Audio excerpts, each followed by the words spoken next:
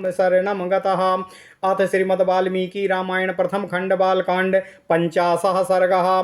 श्री राम आदि का मिथिलागमन, राजा जनक द्वारा विश्वामित्र का सत्कार तथा उनका श्री राम और लक्ष्मण के विषय में जिज्ञासा करना एवं परिचय प्राप्त करना। ओम नमः शिवाय, ओम नमः शिवाय, ओम नमः शिवाय, ओम नमो भगवते वासुदेवाय, ओम देवकी सुत गोविंद वासुदेव जगतपति देहि तनियम कृष्ण त्वाम अहम शरणं गतः। ओम नमः शिवाय, ओम नमः शिवाय, ओम नमः शिवाय। ततः प्रागुत्तरां गत्वा रामः सौमित्रिणा सह विश्वामित्रं पुरस्कृत्य यज्ञवाटमुपागमतो। रामस्तु मुनिशार्दूलमुवाचो सह लक्ष्मणः साध्वी यज्ञसा समृद्धिर्हि जनकस्य महात्मनः। बहूनिह सहस्राणि नानादेशनिवासिनाम ब्रह्मणानां महाभागो वेदाध्ययनशालिनाम। ऋषिवाटाश्च दृश्यन्ते सकटी शतकुन्तलाः देशो विधीयताम ब्रह्मन् यत्र वत्स्यामहे वयम्। रामस्य वचनं श्रुत्वा विश्वामित्रो महामुनिः निवासमाकरोद देशे विविक्ते शालिलान्विते। विश्वामित्रमनुप्राप्तं श्रुत्वा नृपवरस्तदा सतानन्दं पुरस्कृत्य पुरोहितो मनिन्दितः। ओम नमः शिवाय, ओम नमः शिवाय, ओम नमः शिवाय, ओम नमो भगवते वासुदेवाय, ओम देवकी सुत गोविंद वासुदेव जगतपते देहि मे तनियम कृष्ण त्वाम अहम शरणं गतः। ऋत्विजोऽपि महात्मानस्त्वर्घ्यमादाय सत्वरं प्रत्युज्जगाम सहसा विनयेन समन्वितः। विश्वामित्राय धर्मेण ददौ धर्मो पुरस्कृतं प्रतिगृह्यतु ताम पूजां जनकस्य महात्मनः। पप्रच्छ कुशलं राज्ञो यज्ञस्य च निरामयम् असातांश्चाथ मुनीनो पृष्ट्वासोपाध्याय पुरोधसाः। यथार्हमृषिभिः सर्वैः समागच्छत प्रहस्त्रवत् अथ राजा मुनिश्रेष्ठं कृताञ्जलिर्भासत। आसने भगवानास्तां सहैर्भिर्मुनिपुङ्गवै जनकस्य वचा श्रुत्वा निषसाद महामुनिः। पुरोधारित्विजश्चैव राजा च सह मन्त्रिभिः आसनेषु यथा न्यायामुपविष्टा समन्ततः। दृष्ट्वा सा नृपतिस्तत्र विश्वामित्रमथाब्रवीत अद्य यज्ञ समृद्धिर्मे सफला दैवतैः कृता। अद्य यज्ञ फलं प्राप्तं भगवद्दर्शनान्मया धन्योऽस्म्यानुगृहीतोऽस्मि यस्य मे मुनिपुङ्गवा। यज्ञोपसदनं ब्रह्मन् प्राप्तोऽस्मि मुनिभिः सह। द्वादशाहम तु ब्रह्मर्षे दीक्षा माहुर्मनीषिणः। ततो भागार्थिनो देवान् प्रष्टुमर्हसि कौशिकः इत्युक्त्वा मुनिशार्दूलं प्रहष्टो वदनस्तदा। पुनस्तं परिपप्रच्छ प्राञ्जलिः प्रयतो नृपः। इमौ कुमारो भद्रं ते देवतुल्य पराक्रमो गजतुल्य गतिवीरो शार्दूलो वृषभोपमो पद्मपत्र विशालाक्ष खड्ग तूणी धनुर्धरो। अश्विना विवरूपेण समुपस्थित यौवन। ओम नमः शिवाय। यद्रक्ष्येव गाम प्राप्तो देवलोकादिमावरो। यद्रक्ष्येव गाम प्राप्तौ देवलोकादिवामरो। कथं पदभ्यामिह प्राप्तौ किमर्थं कस्य वा मुने। वरायुधो धरो वीरो कस्य पुत्रो महामुने। भूषयन्त्याविमं देशं चन्द्रसूर्य विवाम्बरं। परस्परस्य सदृशो प्रमाणेङ्गितचेष्टितो काकपक्षो धरो वीरो श्रोतुमिच्छामि तत्त्वतः। ओम नमः शिवाय, ओम नमः शिवाय। तस्य तद्वचनं श्रुत्वा जनकस्य महात्मनः न्यवेदयेदमेयात्मा पुत्रो दशरथस्य तौ। सिद्धाश्रम निवासं च राक्षसानां वधं तथा तत्रागमनमव्यग्रं विशाला सहायाश्च दर्शनम् अहल्या दर्शनम चैव गौतमेनो समागमम् महाधनुभिः जिज्ञासं कर्तुमागमनं तथा। ओम नमः शिवाय। एतद् सर्वं महातेजा जनकाय महात्मने और निवेद्य विररामाथ विश्वामित्रो महामुनिः।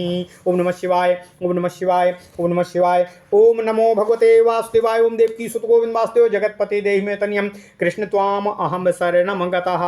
अथ श्रीमद् वाल्मीकि रामायण प्रथम खंड बालकांड 50वां सर्ग।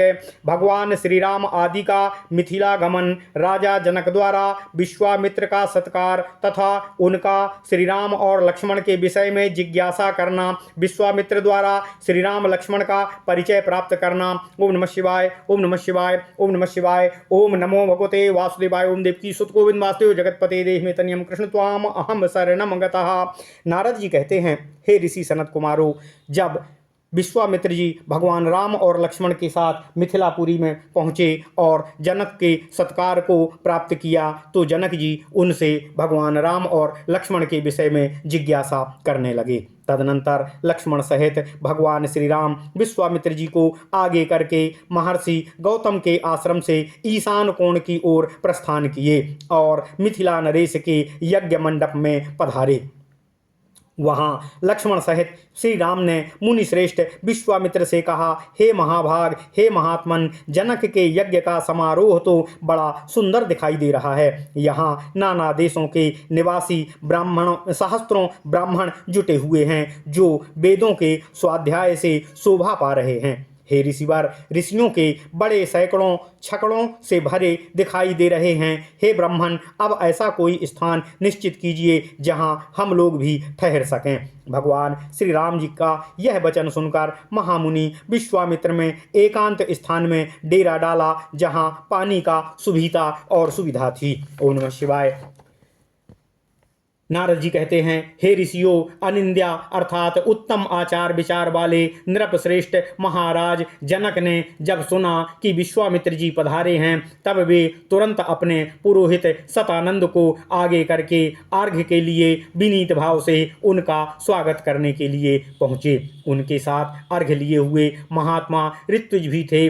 शीघ्रतापूर्वक चले राजा ने विनीत भाव से सहसा आगे बढ़कर महर्षि की आगवानी की तथा धर्मशास्त्र के अनुसार विश्वामित्र जी को धर्मयुक्त अर्घ्य समर्पित किया। महात्मा राजा जनक की वह पूजा ग्रहण करके मुनि ने उनका कुशल समाचार पूछा तथा उनके यज्ञ की निर्बाध स्थिति के विषय में जिज्ञासा की। राजा के साथ जो मुनि उपाध्याय और पुरोहित आए हुए थे उनमें से कुशल मंगल पूछकर विश्वामित्र जी बड़े ही हर्ष के साथ उन सभी महर्षियों के साथ यथा योग्य संवाद करने लगे। इसके बाद राजा जनक ने मुनिवर विश्वामित्र जी से हाथ जोड़कर कहा, हे भगवान, आप इन मुनीश्वरों के साथ आसन पर विराजमान होने की कृपा कीजिए। यह बात सुनकर महामुनि विश्वामित्र आसन पर बैठ गए। फिर पुरोहित ऋत्विज तथा मंत्रियों सहित राजा भी सब ओर यथा योग्य अपने अपने यथा उचित आसनों पर विराजमान हो गए। इसके बाद राजा जनक ने विश्वामित्र जी की ओर देखकर कहा, हे मुनिवर, हे भगवान, आज देवताओं ने मेरे यज्ञ की आयोजन को सफल कर दिया। ओम नमः शिवाय। आज पूज्य चरणों के दर्शन से मैंने यज्ञ का फल स्वमेव ही प्राप्त कर लिया। हे ब्राह्मण, आप मुनियों में श्रेष्ठ हैं। आपने इतने महर्षियों के साथ मेरे यज्ञ मंडप में पदार्पण किया है, इससे मैं धन्य हो गया। यह मेरे ऊपर आपका बहुत ही बड़ा अनुग्रह और उपकार है।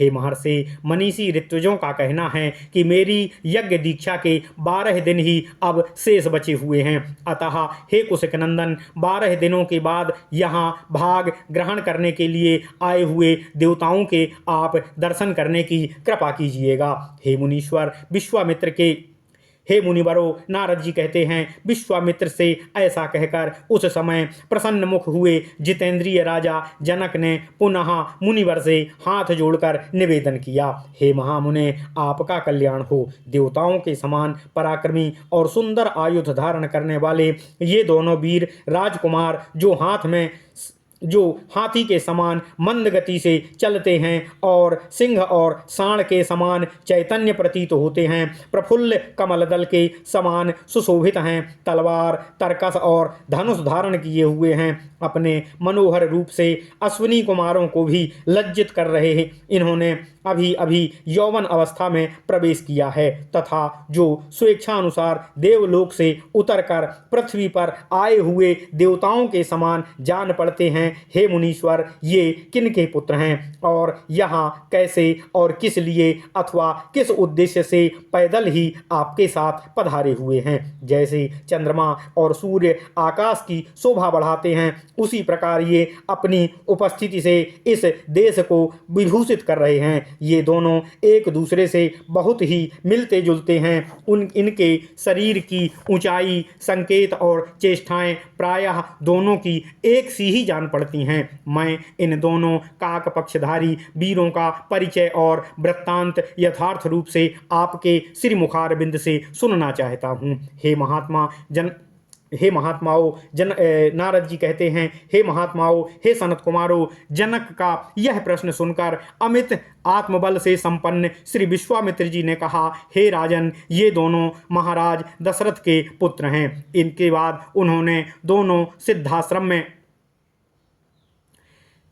जो मेरे साथ आए हैं, इसके बाद उन्होंने उन दोनों सिद्धाश्रम में निवास, राक्षसों का वध बिना किसी ही घबराहट के किया है। मिथिला तक आगमन, विशालापुरी के दर्शन, अहल्या के साक्षात्कार तथा महर्षि गौतम के साथ समागम आदि का विस्तार पूर्वक वर्णन विश्वामित्र जी ने राजा जनक से किया और फिर अंत में यह भी बताया कि ये आपके यहाँ रखे हुए महान धनुष के संबंध में कुछ जानने की इच्छा से ही यहाँ तक आए हुए हैं। महात्मा राजा जनक से ये सब बातें निवेदन करके महातेजस्वी महामुनि विश्वामित्र शांत हो गए, चुप हो गए। ओम नमः शिवाय। इत्यर्थे श्रीमद् रामायणे वाल्मीकिये आदि काव्ये बालकांडे 50 सर्गः। इस प्रकार श्री वाल्मीकि निर्मित अर्थ रामायण आदि काव्य के बालकांड में 50वां सर्ग पूर्ण हुआ। ओम नमः शिवाय, ओम नमः शिवाय, ओम नमः शिवाय। ओम नमो भगवते वासुदेवाय। ओम देवकी सुत गोविंद वासुदेव जगतपते देहि में तनियम कृष्ण त्वाम अहम शरणम गतः। ओम नमः शिवाय।